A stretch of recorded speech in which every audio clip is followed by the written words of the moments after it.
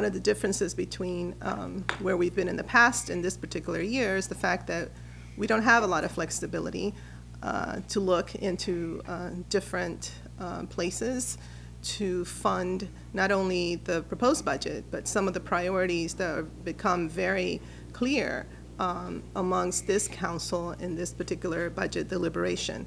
It is obvious that at this point in the game, we are dealing with those items that the executive has funded, and also items that perhaps he funded and the council felt needed a bit of strengthening.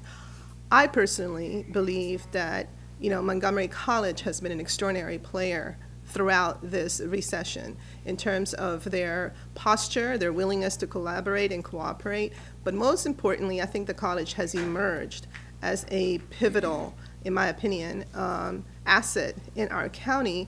As I look at the trajectory of our demographic changes and I see where we're going with our workforce, and look at all the master plans and all of the, you know, possible, hopefully, projections of job creation, I worry about the opportunities that exist in our county for people, young people especially, who may not have the means to pay for a 4-year institution, who have to perhaps work 2-3 jobs.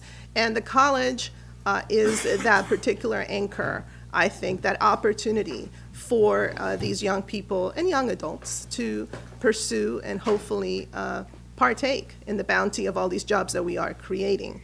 And so for me, this year is unique in the sense that in the years past, you know, this council did reduce the increase by 27%, but this year there seems to be, and for me at least, this council member, a real choice between the lack of flexibility so that, you know, we can hopefully stay the course with our fiscal policies, and a glaring hole for an institution like Montgomery College that I personally would like to support.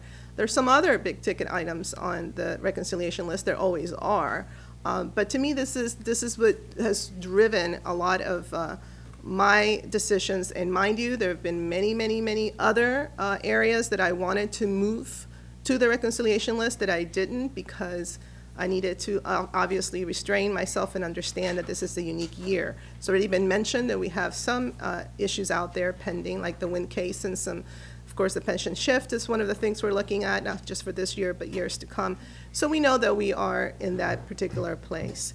Could there be some policy changes with the fuel energy tax? I'm really interested in that.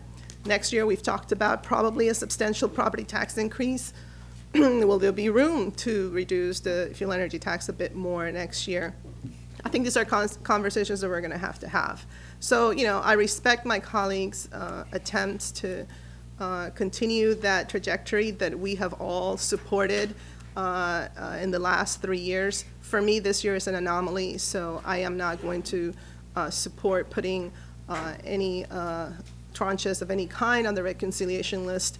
Having seen what it's there already, really gives me pause, and I do worry about the fact that, yes, on the one hand, of course, we are aggressively creating opportunities for our businesses to thrive, but then we also have to think of our human capital, especially those who don't have the means for them to thrive.